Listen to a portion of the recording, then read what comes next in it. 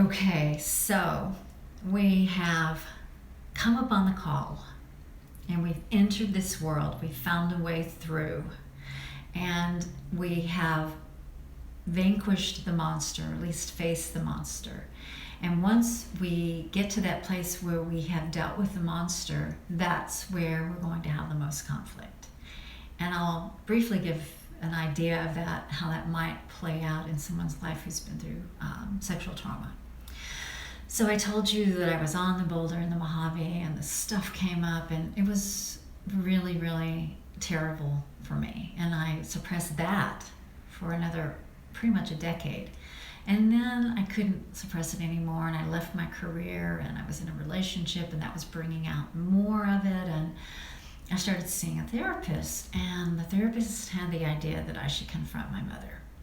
And so I followed her advice and we had a session and my mother came in and it went badly. And that was it made things even worse because then I felt like I must be insane. My mother, she says this is not true and I must be insane. And so I fought with that for a long time and that produced some pretty extreme behavior. The journal that I edit is called Limit Experience Journal, and Limit Experience is basically a philosophy of extremes where you do something so extreme that it leads you into a place of change. It shifts, it breaks open, like Leonard Cohen and that song talks about a crack in the universe. You find a crack in the universe, but you create it. So I was creating a lot of cracks in the universe with a lot of addictions and all kinds of stuff. And it took a while to clean all that up and to realize that there was no way out. Regardless of what anyone else thought or truly believed, maybe, or just needed to believe for their own reasons, no one could figure it out for me. I had to figure out for myself what was my body started doing, why it was doing this, why it was getting sick and all these things. And as I started learning how to deal with my body, I got into shamanic ways of healing and I started learning about alchemy to deal with my mind, and it was a really big battle. There was a lot of darkness in there and that took another couple decades. So this is a 35-year process for me. And only recently, over the last 5 to 7 years, have I really become a pretty peaceful person. And I do not want to make that sound like, oh, all of a sudden it's all is beautiful or all is peaceful. That is not true. And I now understand that life is not like that. This is a 3D universe and there are binaries here. And as I heard one monk say, the more and more lightness he found in his life, all the meditation, the more and more darkness that he had to face. And that might sound scary, but it is kind of the way it goes. So if you want to live in a gray area, you could probably manage that. I couldn't. I'm a very extreme person anyway, it turns out. And I like limit experience because I want to know the truth of things. And I wanted more than anything on my quest to know what happened to me. That was my quest.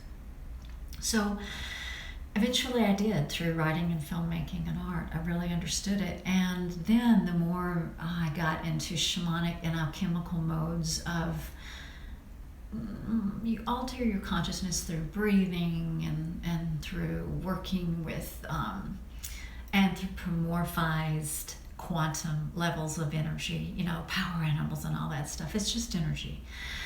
So I was working with all of that and I started getting stronger and stronger and able to deal with things better and better. And pretty much it got to a place where I had jumped off enough cliffs and my tools had caught me, never not catching me, that I began to understand,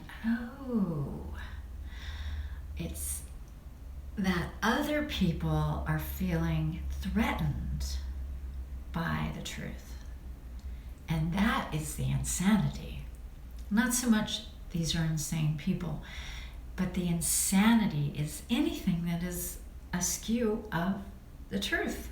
Not the truth, one truth, but whatever it is that my body knows and my mind can understand sometimes.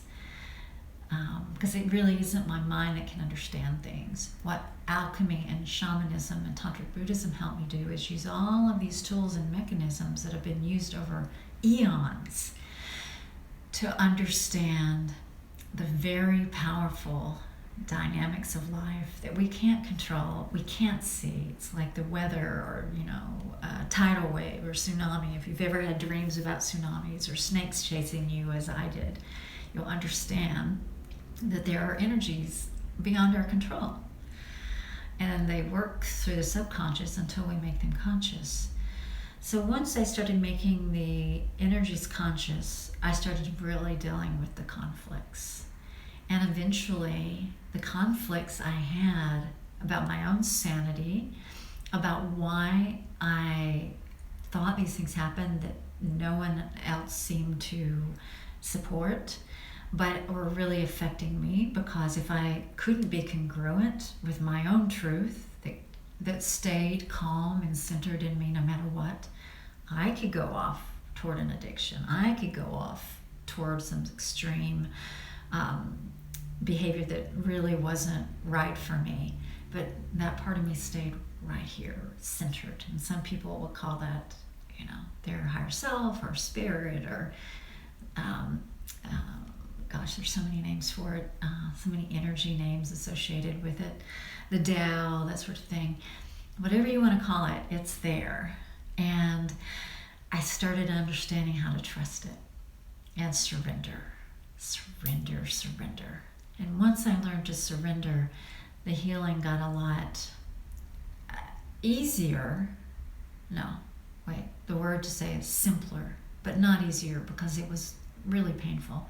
As recent as last night, I could feel there was stuff in my chest, and before it would have caused a panic attack, I had all this reservoir of emotion that I hadn't felt, because it wasn't allowed as a child. You weren't allowed to feel where I grew up. So all this stuff has had to be released, and when I don't release it, that's when there are panic attacks and anxiety and nightmares and that sort of thing. But when I release it, and as I did last night, feel it, it brought me to love, deep, profound love for someone in my life. And that was just another layer of being able to have a resolution. So, in movies, there's like a big conflict and resolution and it's over. For me, it's been a lot of conflicts and resolutions over the years, but now there's a lot more confidence that I feel about the resolution. It doesn't come in my time, but I have the ability to surrender to the process. And so the quest has ended up way better than I ever could have imagined, because I'm a different person than I would have been if I hadn't gone through all this. And that's what you're going to find. When it feels horrible and there's something that you cannot deal with, it's just, you're like, no, that's the limit. Be gentle with yourself. And when you're ready, you will. And then when you do, what I've experienced is that I've gotten to know a part of myself that is so beautiful and so loving. And my relationships with other people have grown and deepened because of it.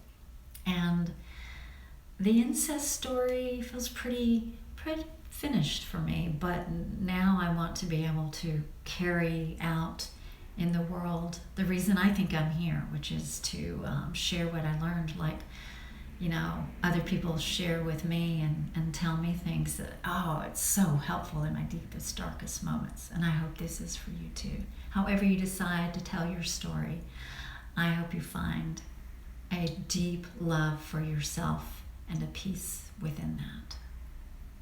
Thank you for being here.